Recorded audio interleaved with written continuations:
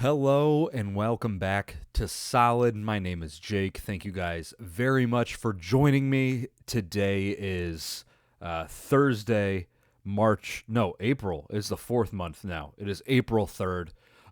Full transparency. Wanted to get this out yesterday on Wednesday, but about 30 minutes into recording it, tornado sirens went off. And listen, I wanted to gut it out. I wanted to be gritty. I wanted to be like, you know what? Tornadoes can't hurt me. I'm me. I can't die from a tornado. No, I would be sick. That's top three way to dying. I assume getting killed by a tornado. That'd be sick. Anyway, the tornado sirens went off, and then homegirl came in and was like, "Hey, we gotta go and not die." And I was like, man, if she says it, then we probably should. So I did record half of this, and then tornado siren went off, and then I had to stop recording it. And for two reasons. Number one, I'm one take Jake. You know I do this in one take. What I say, that's what goes on the video. I don't edit anything. Because I don't know how, and number two, even if I did know how, seems like a lot of work. And I don't want to say I nail everything, because I've definitely walked back some things that I've said.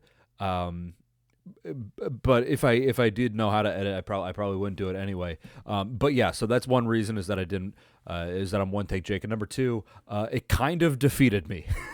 like talking for 30 minutes about something, only for that 30 minutes to just be like, hey, beat it, nerd.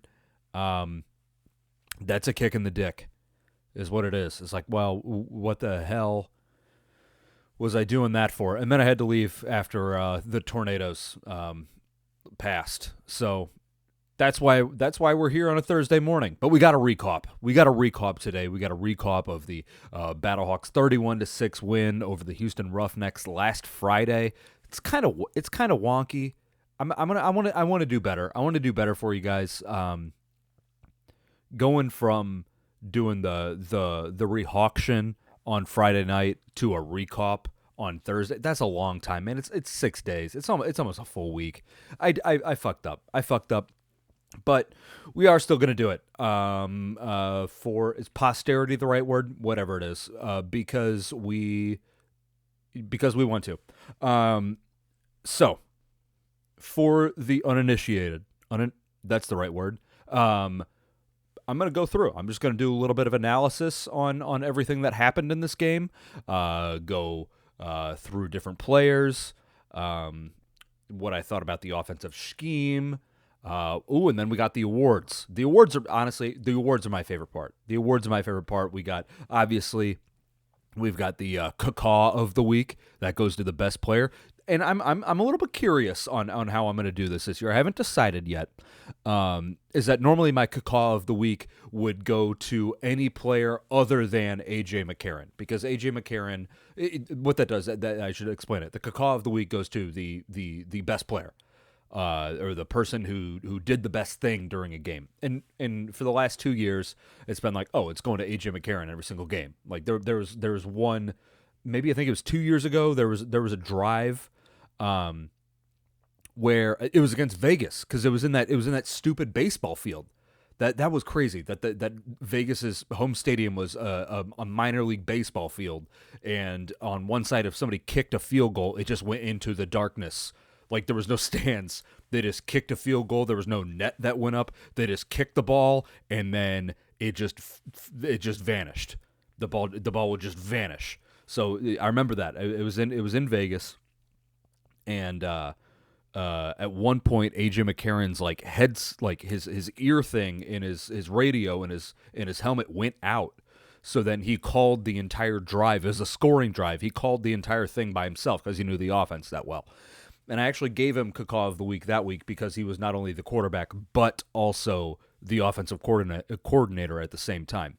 But typically, not typically, every time other than that, the cacaw of the week could not go to AJ McCarron, because he was always the best one on the field and he always did the best thing. But with Manny Wilkins and with Max Duggan now, I might alter that. I'm in charge.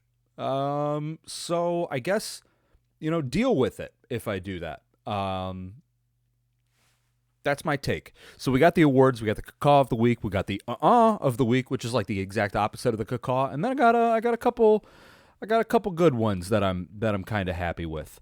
That I think we got going on here. Anyway, kind of starting off, I think the best way to start this thing off is just kind of go through the notable stat lines. Let's start with the notable stat lines, okay?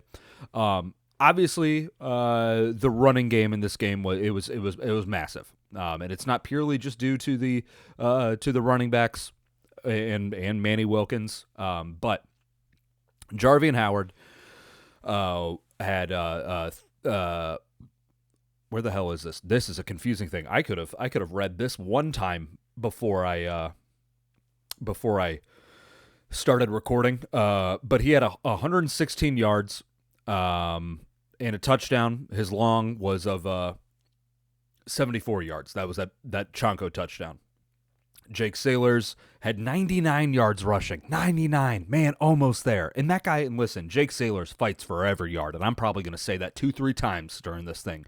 Jake Sailors fights for every yard, and he got all of those 99 yards. Man, if he just had one more, he would have got to the century mark, got to 100.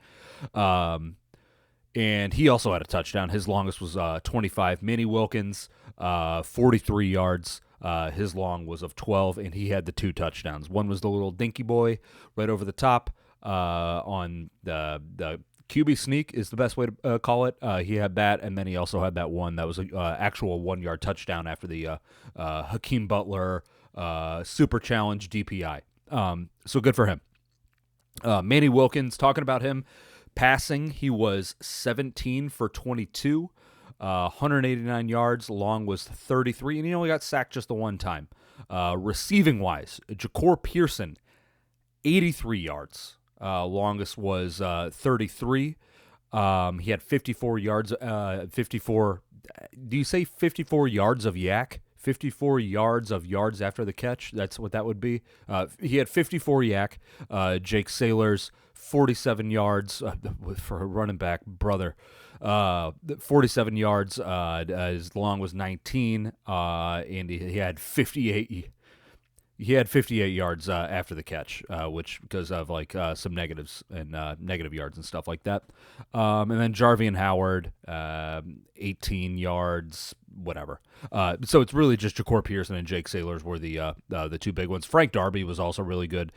He had 32 yards. Anyway, those are kind of the numbers that I want to talk about offensively. But going into everything, let's start with Manny Wilkins. So Manny Wilkins throwing was both good and bad. So if you've been with me, you know that I do my own passing chart.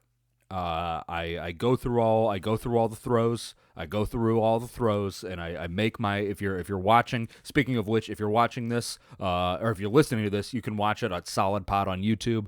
If you're watching this and you don't give a shit about me or my passing chart that I put valuable time into specifically for you, if you don't value that, I put my time into things that you can enjoy specifically for you specifically. Then you can listen to it. I guess I still appreciate that. I'm not saying I don't appreciate that, but you can listen to it if you want to on Solid Pod on Solid on Apple and Spotify. But I do my own passing chart. I had a little bit of a blunder here because I counted wrong because I'm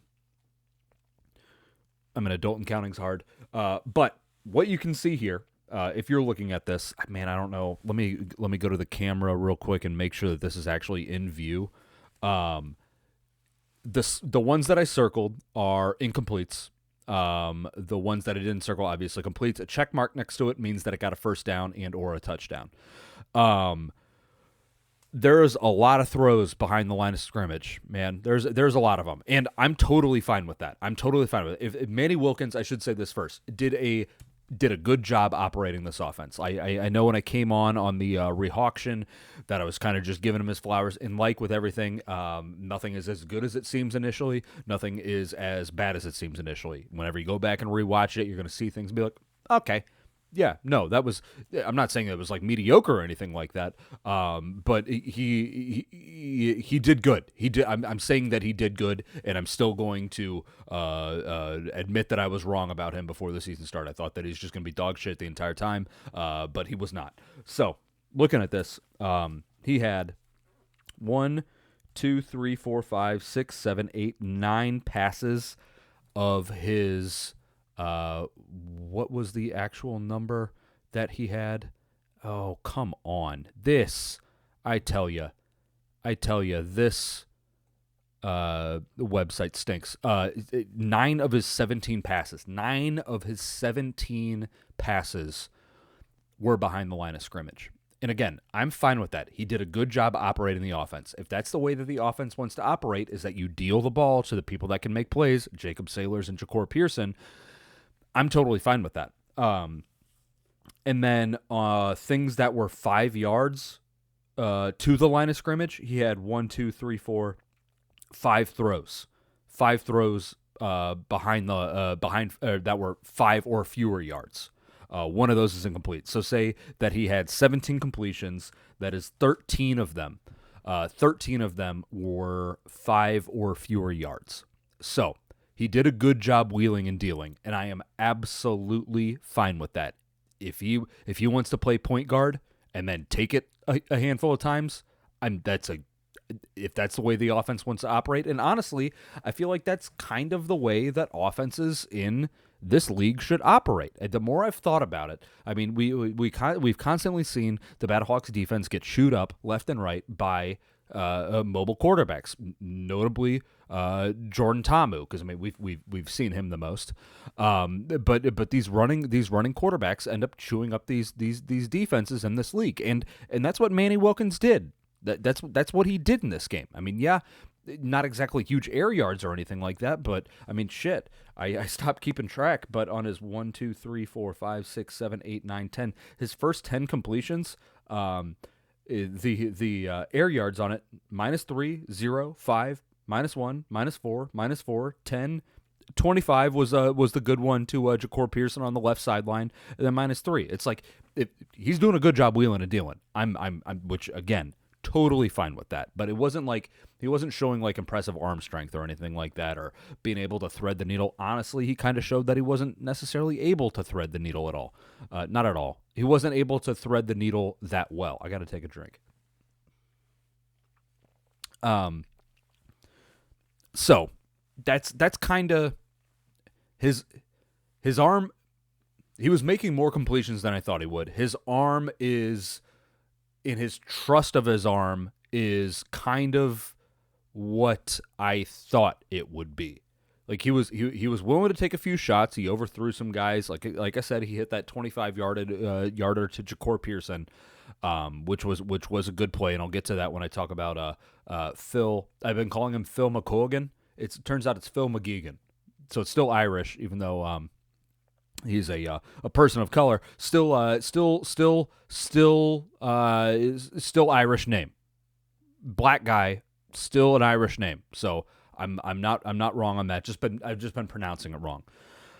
Anyway, going back to Manny Wilkins, he did good. He did good, which is better than what I thought he would, but it wasn't as prolific as I had kind of initially thought from the get-go. That's kind of the takeaway here. Going through some of this, there was a few points where I think that he kind of left the pocket a little bit early.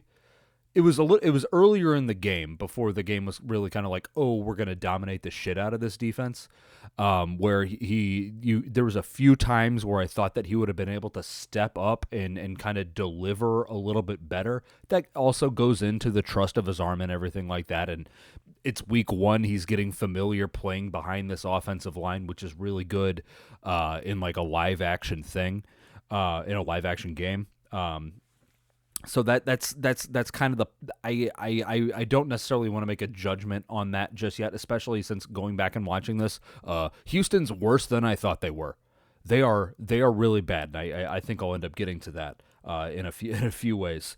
But he had there was a few times that he missed Ja'Cour Pearson, or didn't miss him, but he didn't pull the trigger on a Ja'Cour Pearson. He was open on a seam. He didn't pull the trigger on a couple Hakeem Butler throws, which was kind of tough. Especially when you get like a man coverage look, which Houston did a lot, and they're doing a single high, so not a lot of protection up top. They have one safety back there, so you're good if you get that one-on-one with a single high safety. Man, you have an opportunity there for some big yardage through the air. He didn't. It didn't seem like he wanted to like kind of. It seemed like he was very eager to bail the pocket, and it worked for him. I mean, what did I say? He had how many rushing yards did he have? He had 43 rushing yards on 8 attempts. So that's good. Like I'm not saying that it's bad. When he took the ball and ran, he did the most with it, and I'm totally fine with that. If that's the way this offense wants to work, I'm totally cool with that. But yeah, there's a handful of times there where I thought that he could have kind of reset, planted his feet and thrown the ball. A handful of his misses, notably the one that was an incomplete to Jake Sailors. Jake Sailors kind of snuck out on a little bit of a screen and was a check down for him.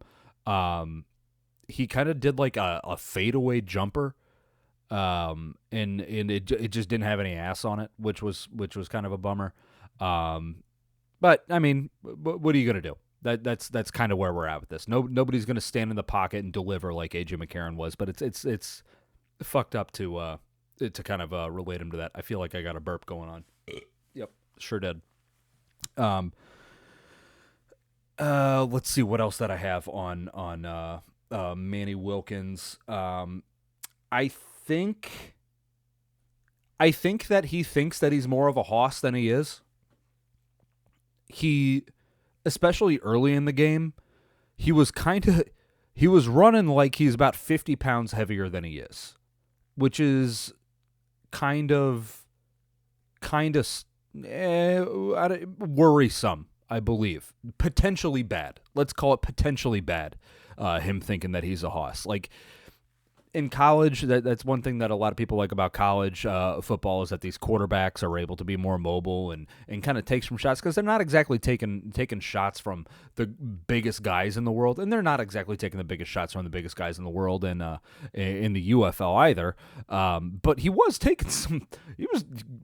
Homeboy was getting lit up, man. He took some shots before he really started sliding. He did some pretty good slides though later on, but early in the game he was taking some shots, and I'm wondering if he kind of felt one of those early on. He's like, maybe I should try to dodge some of these guys rather than just try to headbutt through them. It's probably a good idea. Just in general life, if you can make somebody miss, then do that. Like that's one thing. Like in UFC fights, it's like, oh, this guy's doing that very unique defense where he tries to block every single punch with his face. Oh, that's what he's trying to do. It initially kind of seemed like Manny Wilkins was trying to be like, you know what? I think I'm just going to try to not go down by bouncing off every tackle. And then some of those tackles were not bounce offable. There's my statistical term for it. But yeah, he took some good shots. Let's see what else I got about Manny Wilkins. I think there was one time where I don't think that he necessarily had the best read, but that might have been. I shouldn't even bring it up. I'll bring that up whenever I talk about Phil McGeegan. The play where he didn't pull the trigger on Hakeem Butler when Hakeem Butler was kind of open across the middle of the field is one that I wrote a lot of notes on. I said that he doesn't pull the trigger on the Hakeem Butler throw in the red zone. It was a play action pass. And to me, it didn't look like there's a few things that I believe went into this because this is kind of a timing play. it didn't necessarily look like he was that comfortable with the play action. And I think that could be something that ends up coming back to bite this team. Again, this is hopefully this game's not an outlier and the running game is able to dominate as much as it did in this game. Chances are it probably won't. Because again, that's 273 yards of rushing that this Battlehawks offense had, which is ludicrous. And whenever you're able to run that much, you're going to be able to get teams to bite on play action. So even if the running game works 3/4 of how well it worked in this game, play actions will be there. And you would like to have your quarterback be comfortable in play actions. So in this play, he kind of did like, it was like he didn't really fake the he didn't really fake the handoff all that way. He kind of just like jabbed it, like almost half arm jabbed it, like flex your bicep and then shoot your arm out and then snap it back almost as quick as you can. That almost seemed like that's what Manny Wilkins did in this. And to me, like watching that play, it seemed like he needed to really be able to sell that, because that extra half of a second would have allowed Hakeem Butler to get to his break. Because by the time that Manny Wilkins sold that fake handoff and then turned his head back around, because he faked that handoff with his back to the defense, and then he turned his head back around, you could see he was looking at Hakeem Butler, but Hakeem Butler had not even turned right yet. He was still heading downfield. And then before Hakeem Butler had actually made that turn, Manny Wilkins went to his second read.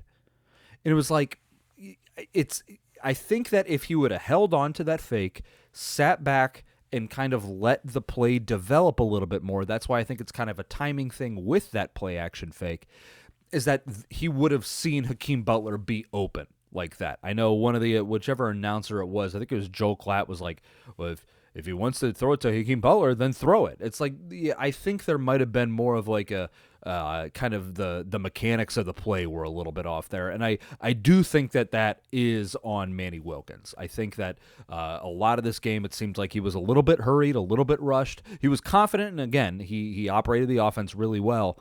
But I think the more and more he gets comfortable in this offense, and the more that he trusts his play actions and his running game, I think this is something that's not like, oh, this is what Manny Wilkins is going to do. I think this is more like, okay, this is an opportunity that we have to see him grow, if that makes sense. And I think that kind of does make sense.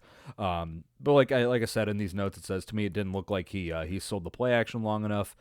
He turns back around. Hakeem Butler's not out of his break yet. Manny Wilkins goes to his second read, drops his eyes, and then leaves the pocket. And again, I believe on that one he got like 10 yards or something like that. It was a good run. So I mean, the play ended up being positive. It's not like he took his eyes, like dropped his eyes and then kind of freaked out in the backfield or anything like that and got sacked or threw the ball away or anything like that. He still made a positive play, and that's a very valuable thing in this league. That's the other thing that I think that he did a good job of with his checkdowns. Like I said, what was that? 9 of his throws were behind the line of scrimmage.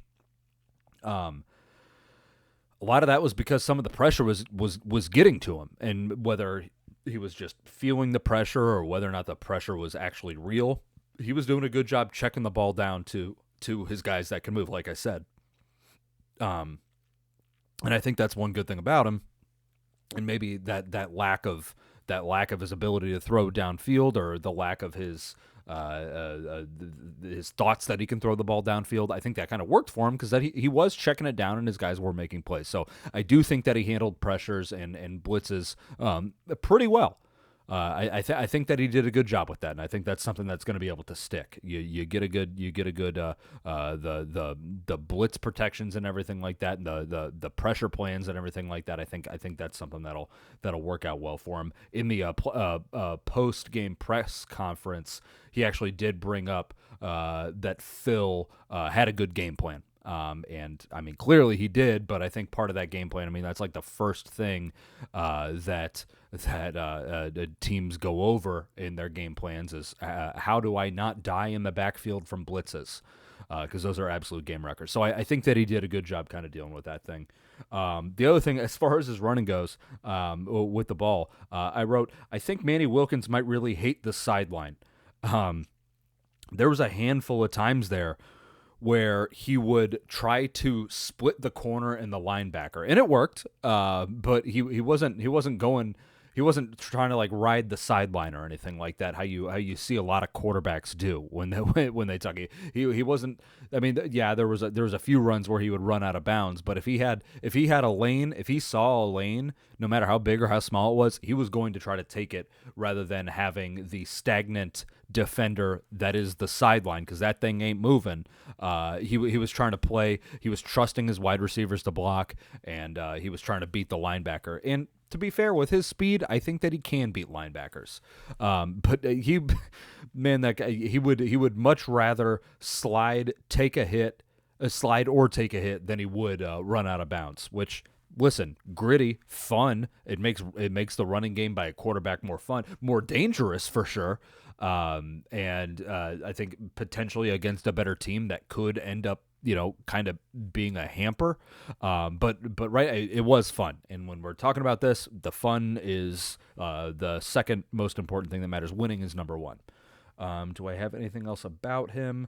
That's just another kind of a thing where I said his first incompletion comes when he trickles back on a throw. Kind of talked on that with his fadeaway to Jake Sailors. It was that, to be fair, that ball that he threw to Jake Sailors that the Sailors dropped, it was catchable. It was not a good throw, and it could have been much better, and he would have been able to get a first down off of that. But it wasn't. Yeah, you get what I mean. Wilkins has Pearson and Sailor short, but for big gains, he did a lot of the stuff is just kind of me rehashing what I was talking about. Where he was just kind of a little bit quick to move on from things, but that's learnable, and I think as he gets more comfortable, that'll fix itself. Let's go into the running backs. I don't really have a whole lot to say here, other than, man, they were fucking good. Man, they were good, dude. Like, Jarvian Howard, he's got a lot of burst. Aside from his 74-yard touchdown where he himself pancaked a guy, I think that a lot of times he kind of goes down on first contact. There was one play, and I can kind of blend this in with the offensive line as well. This was pretty early in the game, if I can find it, where Jared Jones-Smith. Okay, so this is on that the first drive, very first drive. This is on the 4th and inches. This is the play that they had the turnover on downs. So first of all, the play started off 4th and inches, and the Battlehawks started. They took the snap out of shotgun. And I don't like that. That's something that I've been saying. That's something that I will continue to say.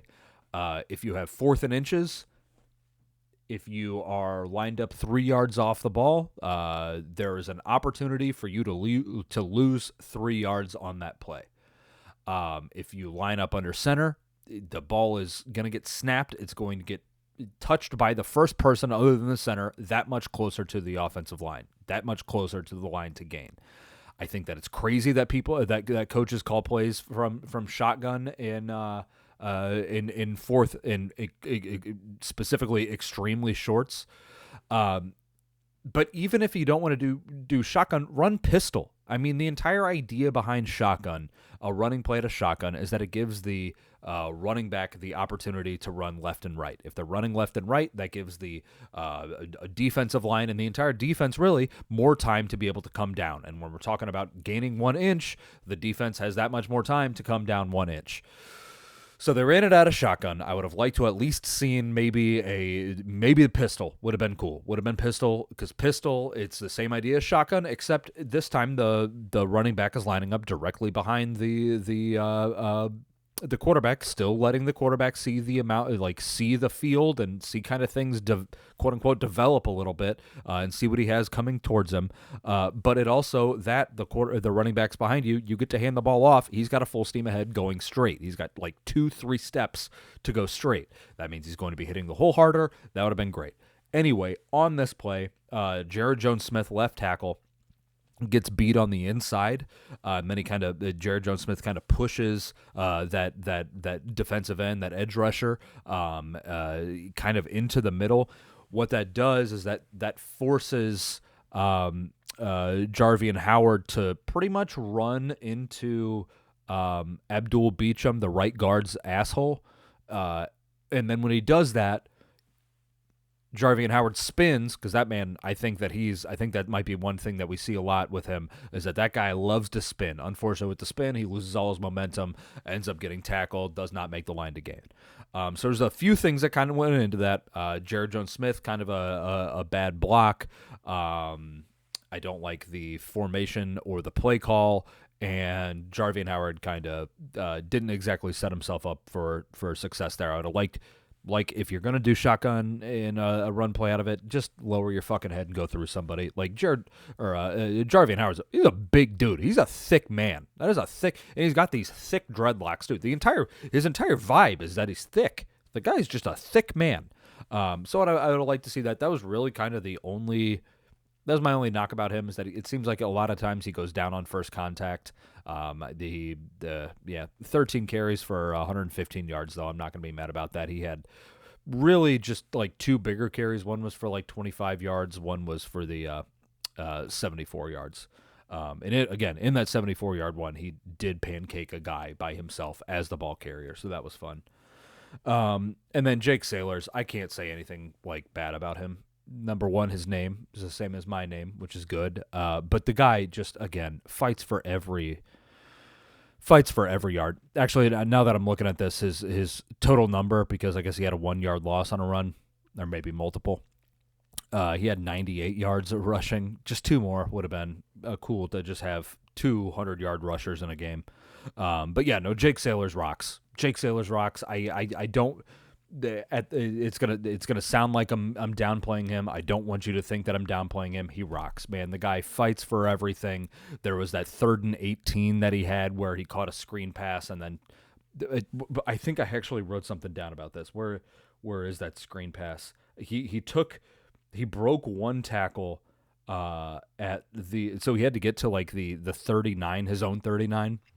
He took a shot and broke a tackle at the 30-yard line, and then broke 2 more tackles at the 37-yard line, and then got the first down. Like, the guy, he's strong, he fights, he's got a lot of burst. I really liked what I saw out of him, and that's kind of what I anticipated. So yeah, as far as the running game goes, the 2 running backs were awesome. The passing game, again, let's see. Manny Wilkins targeted 1, 2, 3, 4, 5, 6, 7, 8, 9 guys.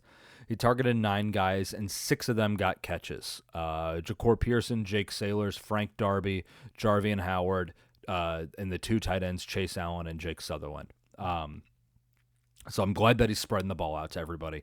Would have been cooler if Hakeem Butler got his hands on the ball, but he didn't. He just had the 1 target. I don't know. The passing game was pretty much let your guys do what your guys do. As far as Ja'Cour Pearson and Jake Sailors, you get the ball to him short. Jake Sailors is powerful, is going to break tackles and get the first downs and everything like that. Ja'Cour Pearson is so goddamn fast, man. He's so goddamn fast. It was on that same drive as Jake Sailors' 3rd and 18, a couple, like maybe 3 plays later, I guess. So they got the first down, second down, third. Yeah, it was 3 plays later. Ja'Cour Pearson gets a 3rd and 18.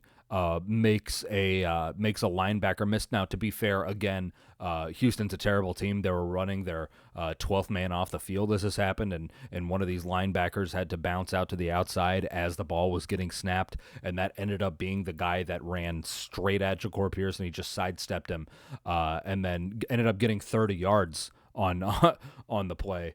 And he got all 30 of those yards before contact. I mean, maybe this linebacker that came up got a hand on him. Didn't necessarily look like it did, but I mean, he just caught the ball and then just accelerated just the piss out of the ball. Man, that was good. So yeah, JaCorey Pearson, man, he pretty much his receiving yards and him getting open were purely based on speed. Certainly not size, because what is he, like 5'6" or something like that? So yeah, no, that was killer. That was kind of what we were hoping that we were going to see last year. But I think that he might have been hurt or dinged up or something like that. One thing that I thought was really dumb was on the Battlehawks' first extra point conversion, or I don't know if they went for one or if it was two. Can't remember. But it was a fake, and they had JaCorey Pearson, again, who is 5'6". They gave the ball to him, and then he threw to like Gary Jennings Jr. He threw the ball, or no, you know, he threw the ball to Denzel Mims. And he overthrew Denzel Mims. Like, man, I'm not entirely sure having the shortest guy on the field be the one to have to look over people. Again, it's not like an offensive line was in front of him or anything like that, but having a guy who's 5'6" rather than a guy who's 6'1" that's a big difference. That's a big difference, man. So I didn't necessarily like that, but no, the wide receivers, the pass catchers, they all did good. Frank Darby, I just farted. I don't know if the mic picked that up. Frank Darby did good. He had the two catches. One was for 20 yards on a dagger concept. And that was really good. That's one. The dagger concept is essentially you have a slot receiver, run the safeties to the middle of the field. You have the outside receiver. It kind of run like I don't want to call it a dig, but kind of run something in between the numbers in the sideline, and then they don't. It's kind of just they have to beat zone or just the one guy that's covering them. And I like that when that concept works. That concept works really great, and it worked really great there. And Frank Darby was able to get a 20-yard pass. I believe that was before halftime. Yeah, it was. You know what it was? It was the Roughnecks did their really stupid timeout on second down, had an incomplete on third down, punted the ball, and then the Battlehawks moved downfield and got a field goal off of it. But yeah, no, that Frank Darby one was the one that really got them into the red zone off of that dagger concept. So that was a really fun one. Other than that, I liked the way that Hakeem Butler blocked. He had a really, really big block. He did get called for holding earlier in the game, where he kind of just like grabbed the cornerback and just like ripped him to the ground. Love that he kind of just ran away from it. Like when you watch that, you see Hakeem Butler rip a cornerback to the ground as Manny Wilkins is kind of rolling out, and maybe it was even a linebacker that he pulled. He's a huge guy. It could have been a linebacker. Everybody looks like a child next to him. But he pulls this linebacker, whoever it was, down to the ground, and then takes like 3 steps away, like at full speed, like he's running. He's like, "Yeah, I fucked up, but if I'm not near him, then they're not going to call it." They did call it, so that was tough. But he did have a really good block on that Jarvian Howard 74-yard touchdown, where I don't know how many times I've seen Hakeem Butler pancake somebody. It seems like it should happen very, very often, purely because he's 6'5" and 200 pounds. Like he's a big man and should be pancaking corners and defensive backs left and right. But he did on this one. And when that guy got pancaked, Hakeem Butler's like, oh, now I can just keep blocking, and then ran downfield, and while Jarvian Howard was in front of him, Hakeem Butler's kind of just hanging out maybe 2, 3, 4, 5 yards behind him, just has his arms out like, everybody stay the fuck away. All right, everybody get the hell out of get the hell away from my boy. So that was a really good one. Other than that, I don't know. I mean, that's what you need. That's what you need if you want to have your passing game funneled through 2, 3, 4, 5 guys. I'm totally fine with that. But I do like that Manny Wilkins was trying to get multiple people, getting 9 people the ball. He threw the ball to 9 different people, so that's a good thing. As far as the offensive line goes, though, offensive line did really good. Offensive line did really, really good. If there was a weak link, and I do believe there is one, it is Jared Jones-Smith. Like I said, he got beat inside on that 4th and short.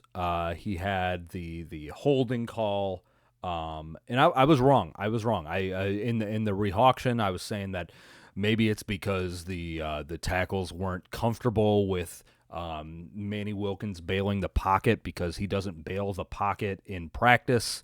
They kind of just stand and run the play as is in practice. I would assume that's what they do because that's what teams do. And I thought that maybe he had the holding call while Manny Wilkins was bailing the pocket, and he just kind of felt uncomfortable and panicked. He didn't actually, and it was honestly it's kind of a soft holding call. The defensive end kind of went inside, and Jared Jones-Smith rode him to the ground. Technically holding, I think it was kind of weak. But if there was a weak part of the offensive line, I would say that it is left tackle, and that's kind of sucks that you have your left tackle being your weak part because he's the blindside guy, and that could come off to hurt later on. But we'll see about that. But yeah, he just got beat on the outside a few times, which I believe is what kind of made maybe that is the right word for it. I think that is part of why Manny Wilkins was feeling some, whether it be real or fake pressure. The real pressure was coming from the left, and the fake pressure he probably felt coming from the left as well. But yeah, I think as far as offensive line goes, man, I mean they were really good. Oh, should I get to this now? I'm gonna get to it later at risk of spoiling. I'll get to it with my cacaw of the week. But as far as the offensive line goes, that's what I'll say for now. They were doing a really good job getting to the second level and being able to spring those big blocks and big runs. Phil McGeegan. Caveat here, obviously, is that this is his first time ever calling a game. Maybe not his first time ever, but it's his first time in a very long time. I think at one point I said that he was a offensive coordinator for some high school or something like that. But he's a wide receivers coach. Typically, I want my my offensive coordinator to see the game the same way as the quarterback does, and having a wide receivers coach turn into an offensive coordinator doesn't necessarily give you that. That being said, I think he did a pretty good job. His 2-minute warning stuff was a little bit tough, which I didn't like. His schemes on his plays really seemed kind of hit or miss. There was the first time that the Battlehawks had a 3rd and long. Like I said, they had the 2 3rd and 18s where they just gave the ball to the playmakers and let the playmakers make plays. But there was another 3rd and 18 where it's just a really long, or not a 3rd and 18, but a 3rd and long, where it's just a really long developing play, which it didn't give Manny Wilkins any answers underneath. If I recall correctly, all of the wide receivers and Jacob Saylors kind of just ran.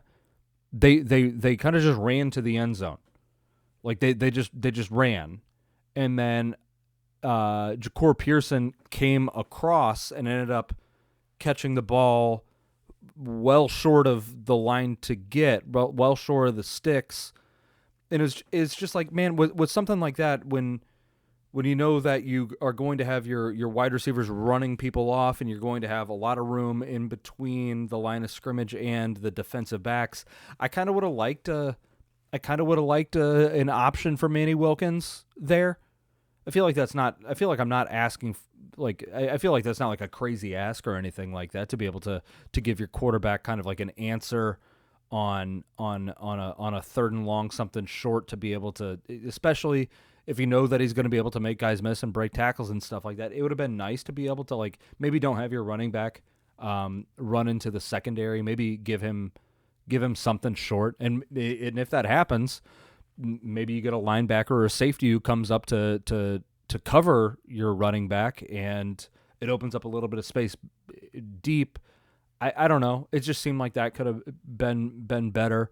I liked how much motion he was using. I don't like motion just to say that you did motion, and honestly, to me, it seemed like a lot of like the orbit motion, where like a running back or a wide receiver like kind of like wraps around behind the quarterback as an orbit motion. It seemed like a lot of times he was kind of just doing that to do that. And like I understand like one part of, I mean, there's a few reasons why you use motion. One, probably the most important one. Well, I don't know if it's most important. We'll call it most important. 1A or 1B, however you want to judge it. It probably depends on the offensive scheme. Is it lets the quarterback know if there's man. If you have a guy going motion and he gets followed by somebody, you're like, okay, this is the coverage that we're getting here. It kind of forces the defense's hand. The other big thing with it is that it can get you leverage in a play. If somebody follows the guy in motion, you can essentially take that defender out of the play. But sometimes it seemed like he was doing motion, bringing in it. He was bringing another defender into the box, and then it would be a running play. And it's like, why don't I think we're thinking about this the wrong way. I think we motion a guy from the inside to the outside. That way we can find out if it is man or something like that. And if it is man, you just brought a guy outside of the box, and you're going to have an easier time to run the ball. So some stuff like that, that was more of a rarity. Like that part where he would kind of overthink himself and out leverage himself with the motion. That was more rare than it wasn't, but it's just not something I would really like to see even one time. But it did happen. Again, I think that first time ever doing it in week one. I think that we have time to build. And honestly, if I'm watching that Roughnecks defense, they're just doing so much stupid shit the entire time. Like, I don't know how the fuck they're going to respond to this. Maybe these guys do follow in motion and it's not man. It's like, because they're dumb, man. They were very, very dumb. They were very, very dumb. So I don't know. It was just kind of weird. I think that his 2-minute drill was not exactly. This is going into halftime, before he kicked that field goal. Like I said, after the Roughnecks and C.J. Johnson did, I mean, just the dumbest timeout I've seen in a minute. I'm trying to pull up this second quarter drive chart real quick. So the defense is running like crazy. Defense is doing all kinds of disgusting running the ball with lethal efficiency.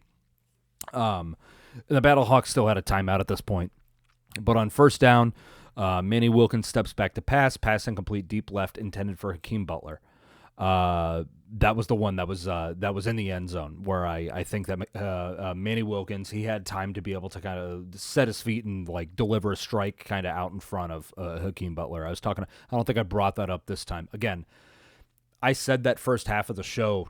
This is my second time doing it because tornadoes exist, and I had to stop. So I can't remember if I said that in this or if I said it in the re-auction.